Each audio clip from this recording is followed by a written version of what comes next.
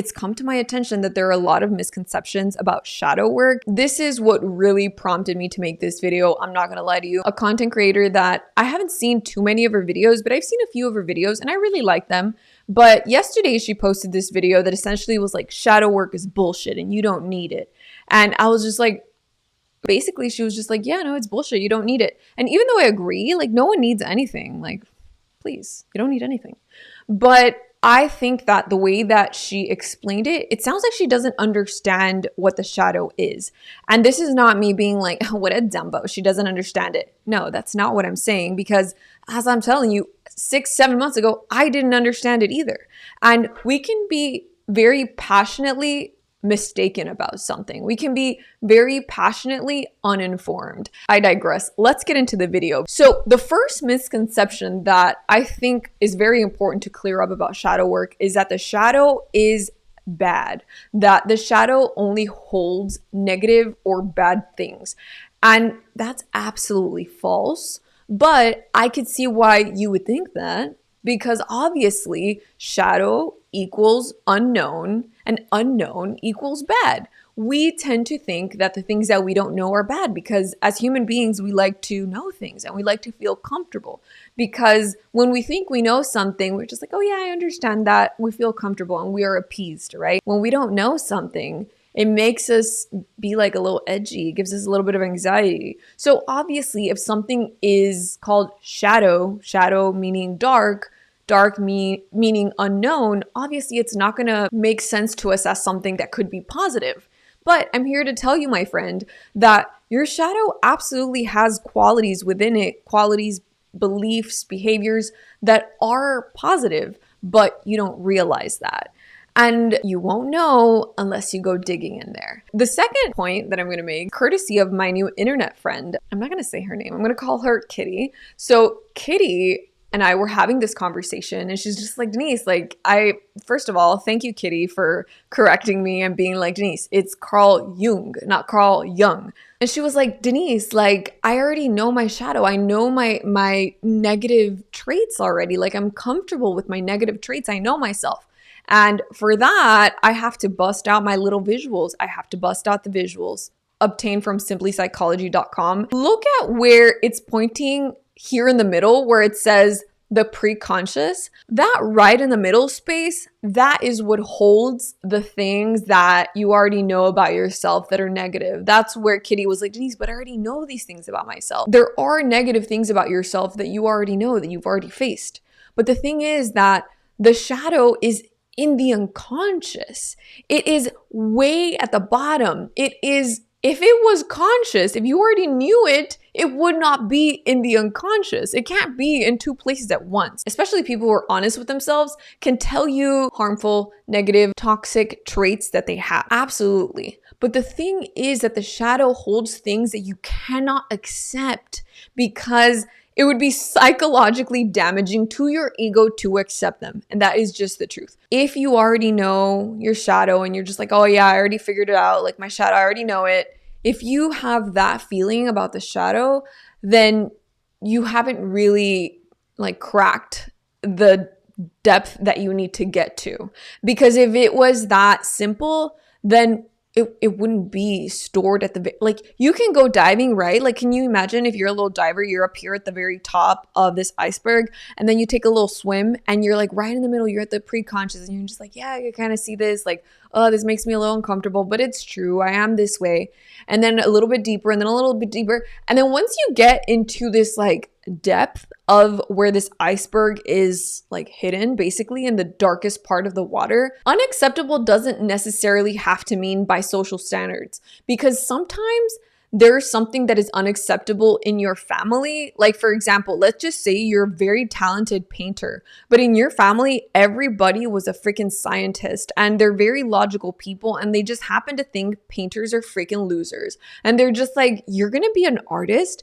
Imagine you were a little kid and you were this very artistic person, but you're surrounded by mathematicians and scientists and they think that painting is freaking stupid. And they're just like, oh, you're so dumb. You're going to starve. You're going to be a starving artist. And there's all of this negativity, right? So you squash it and you put it away and you do some, or you don't or you don't.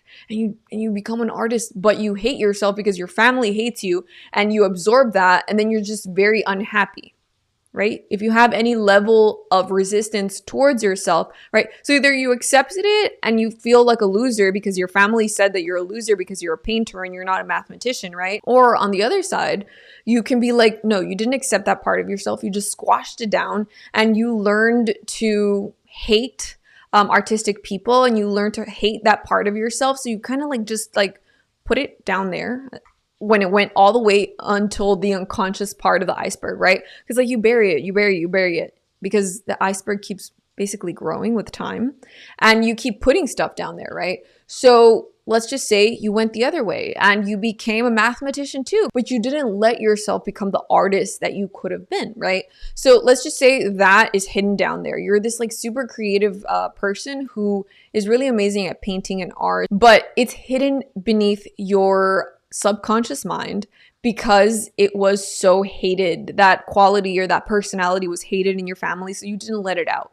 But through shadow work, you start bringing that out of yourself. And then later on, when you are a more integrated person, actually creativity and logic, they work very well together. It's just like a false dichotomy to think that you got to be logical or creative. It's very silly. It's very, very silly. And so essentially what happens when you become a more integrated person and you allow your shadow to be a part of your consciousness, right? Through the shadow work, as you become more integrated, you're able to go from your creative side to your logical side, back and forth. Okay, and now I'm just gonna close off with the point that was made in that video that I said that prompted me to make this one. She said something that I really agree with. I really agree with what she said. She said that she works with clients who tell her that, you know, they want to do shadow work because, you know, they're broken. And she's just like, you're not broken. You don't need to do shadow work. You're not broken. And I agree. Nobody is broken. 100%. Nobody's broken. If I had to put this as simply as possible, I would say that the process of doing shadow work will help you incredibly to accept yourself in a radical way. There's this book that is amazing by Tara Brach. I believe it's pronounced Brock. I'm not sure. She has this book called Radical Acceptance, and I love that book. I love that woman. I love her work.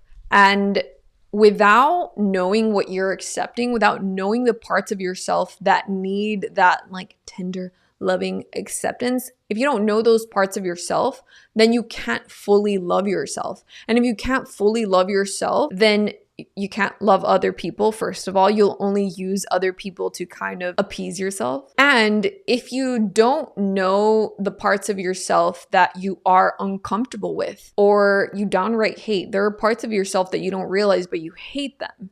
And if you don't realize that, then you will hate people that embody those parts of yourself and you don't even realize it. There are people who, for example, I love to throw myself under the bus. It's my favorite thing to do. I used to have a huge issue with people that I perceived as irresponsible because in my life, I had, especially in my childhood, I really needed to be the parent. I had to be extremely responsible for my age. I had to wake myself up when I was like 5 or 6 years old, make my breakfast, put my clothes together, fix my hair, all of those things that parents tend to do for their children. I had to do it myself because my mom, she had to go to work, right? So I had to get myself ready. But as I grew up, any sort of irresponsibility that I saw in anybody else, I hated it. And there was this bitterness that I had where I was just like, how could they be so irresponsible? And it made me hate people that I perceived as irresponsible. And I carried that with me. And for the longest time, I wanted to just kind of be a peaceful and kind person because I didn't want to be such a freaking bitch, to be honest. Like, I was so bitchy with my friends. I was extremely judgmental. I was very harsh. And certain friends actually thanked me for pushing them. Some of them did. They honestly did. They were like, Denise, thank you for pushing me. Because I was like that like Fox News dad, but I'm like a woman and I was a little kid.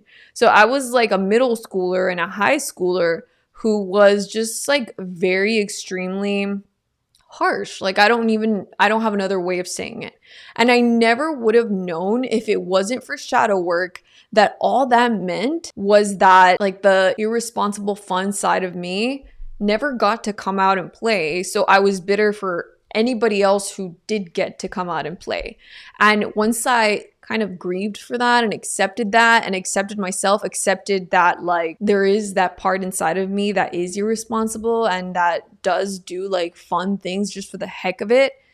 Then once I accepted that within myself, then I was able to accept other people and I stopped being so freaking judgmental. Like, oh my goodness, like I was such a freaking bitch, honestly. Like there's no other way of saying it. So yeah, I mean, if you are absolutely happy with every single characteristic of yours, if you're absolutely happy with your life and you love everyone and you love yourself completely and you never get triggered, you're really happy, you're super happy at your job, you believe you're doing something important in the world, you're kind to everyone, you have no issues with boundaries, if you are just 100%, then yeah, like by all means, don't do shadow work. Like don't mess with it.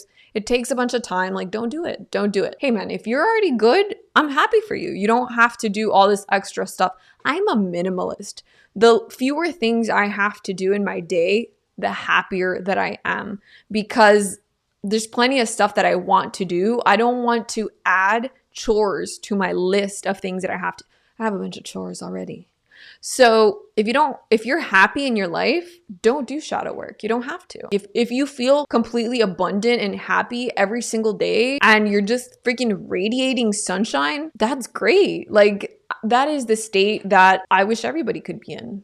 Yeah, then you're good. But if you're not, if you don't feel like you're living up to your potential, you don't feel happy in your work, your relationships are shitty, you feel lonely, you feel miserable, you get depressed, all of those things can be helped through shadow work. Because as I keep saying, ultimately shadow work, all that it does is help you love the parts of yourself that you don't love. And the more parts of yourself you love, obviously I want you to love all of you, right? And people could just be like, well, then just love all of you, Denise. Just love yourself. I'm sorry, but I just didn't. Like I didn't. I mean, I thought I did. I was just like, yeah, no, I have self-esteem. Like I love myself, but I didn't know the parts of myself that I didn't love.